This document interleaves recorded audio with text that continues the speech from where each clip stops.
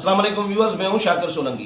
Viewers, आज हम बात करेंगे पीटीआई हुकूमत के रवैयों के हवाले से कि एक और यू टर्न लिया है। एक आर्डिनेंस जारी किया गया था GIDC gas infrastructure development cess का, और उसके तहत मुख्तलिफ कंपनियों को 210 अरब रुपए माफ़ कर दिए गए थे। इस पर अपोजिशन ने भी शदीद तनकीद की। गुज़श्ता रोज़ जो इजलास हुआ सेनेट का, उसमें रज़ा रब्बानी, राजा ज़फ़र अलग, शेरी रहमान और दीगर ने शदीद तनकीद की। सोशल मीडिया पर तनकीद हुई है, मीडिया में तनकीद हुई है, प्रोग्राम किए हैं लोगों ने।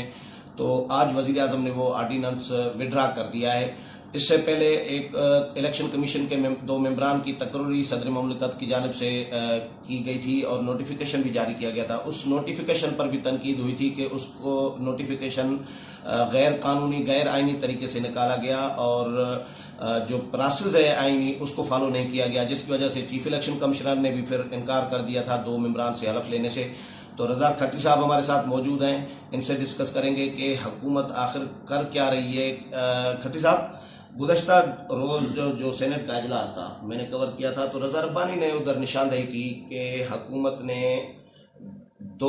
एक पूरे साल में 2 बिल पेश किए हैं सेनेट में और उसके बरक्स 15 आर्डिनेंस जारी किए हैं। तो रज़ा रब्बानी ने यह भी कहा कि वज़ीर आज़म ने एक तकरीर में कहा था, सबको याद होगा, कि हमारे पास सेनेट में अक्सरियत नहीं है तो क्या हुआ, हम आर्डिनेंसेस से काम चला लेंगे। तो ये आर्डिनेंसेस जारी करना और फिर विड्रा भी करना, ये कर क्या रहे हैं?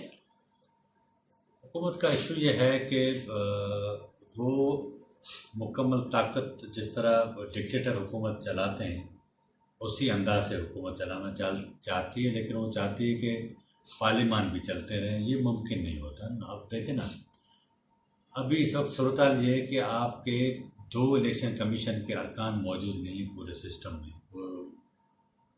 अच्छा, वो जब चीफ इलेक्शन कमिश्नर ने जो सदर की मंजूरी थी उसको चैलेंज किया और उन्होंने कहा कि मैं इनसे हल्फ नहीं लूँगा, नतीजे में मामला लटक गया। अब वो उसके खिलाफ सुप्रीम कोर्ट में भी नहीं गए और शायद उनको वापस भी लेना चाहिए। ये क्या होगा, किस तरह होगा, इस बारे में बिल्कुल कोई किसी को मालूमात नहीं।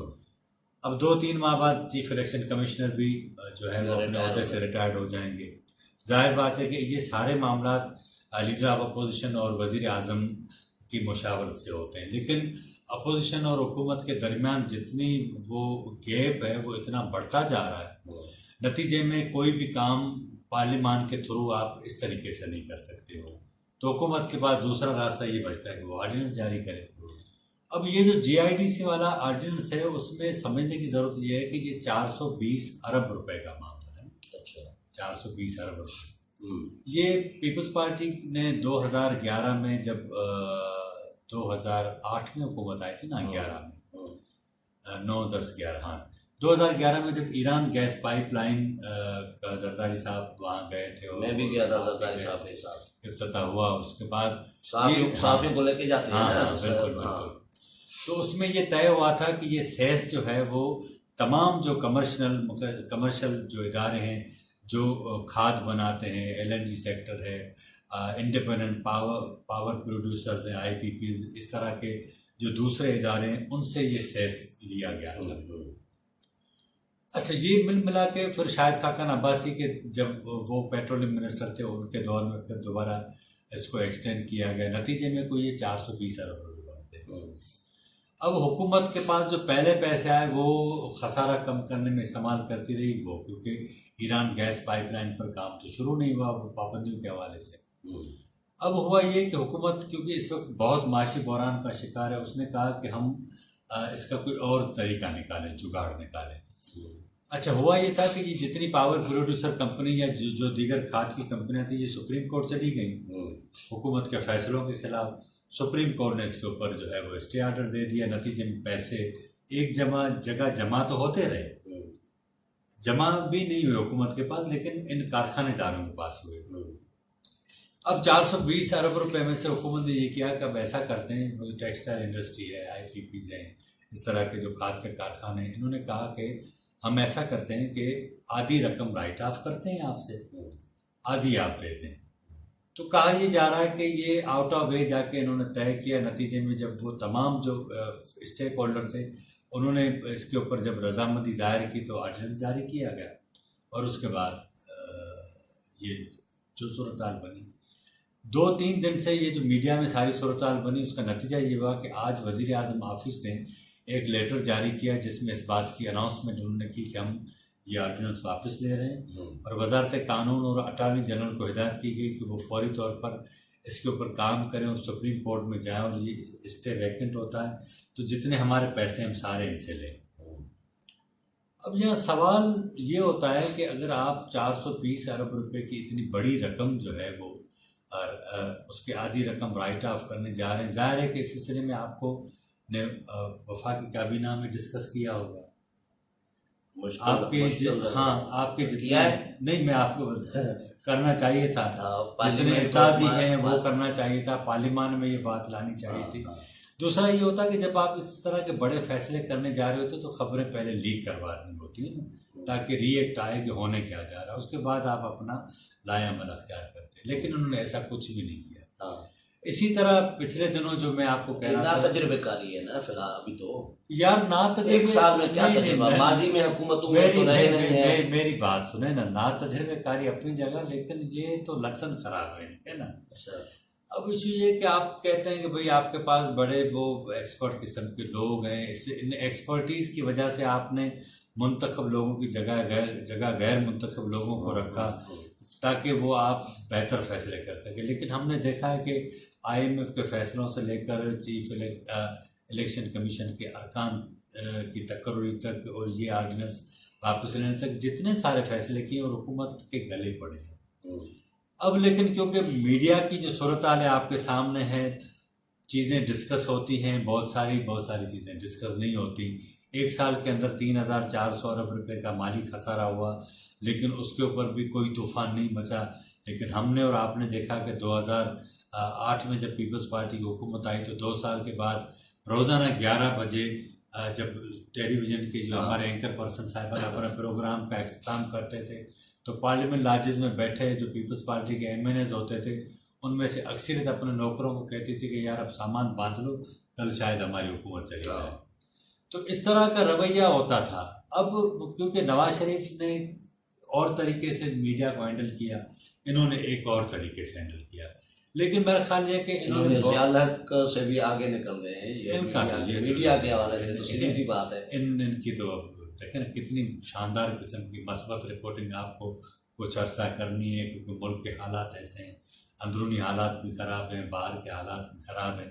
तो जाहिर बात है कि आपको सारे जो जितना जहर आपकी ज़बान में है वो तो सारा ख़त्म करना पड़ेगा ना। अगर आप खुद नहीं थूकेंगे तो फिर ख़त्म करवाना पड़ेगा। तो ये सारी सूरत हाल है। तो मुझे बड़ी हैरानगी होती है कि अगर आप हर हफ्ते तवातर के साथ वफाकी काबीना के इजलास भी करें और इतनी बेशर्मी से आप जो है वो अपने किए हुए ऑर्डर फैसले वो तो फख्र फील करते हैं। प्राइम मिनिस्टर ने थरपारकर में एक तकरीर की मुझे याद है, उसमें कहा था कि यूटर्न अजीम लोग यूटर्न लेते हैं।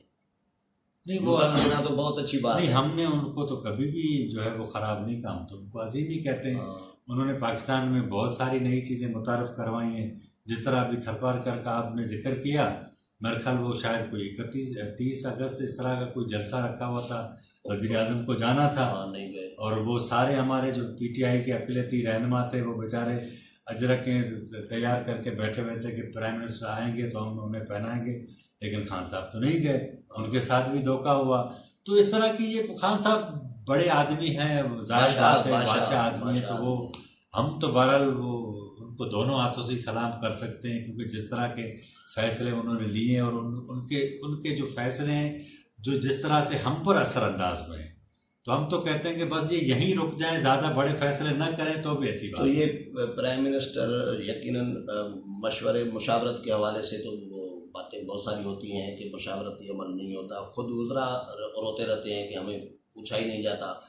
ये रज़ाक दाऊद साहब ने कराया होगा या वाकई कोई काबीना ने? नहीं सर, ऐसा नहीं है। अब देखें ना, मैं आपको एक और बात बताऊँ, कल की बात है मेरे ख्याल, कल जो बड़े बिजनेसमैन पाकिस्तान या फिर शेख का काम है? नहीं, कल जो बड़े बिजनेसमैन मिले हैं इनके पास वज़ीर आज़म से, उसमें मियां मनशा भी शामिल थे, उनका नाम भी था। अच्छा। हालांकि मियां मनशा के लिए ये सारी दुनिया को पता है कि वज़ीर आज़म साबिक़ वज़ीर आज़म नवाज शरीफ के उसको उनको फ्रंट मैन कहा जाता है। हाँ हाँ। जो मियां साहब का बिजनेस था वो यही सारा संभालते थे ना।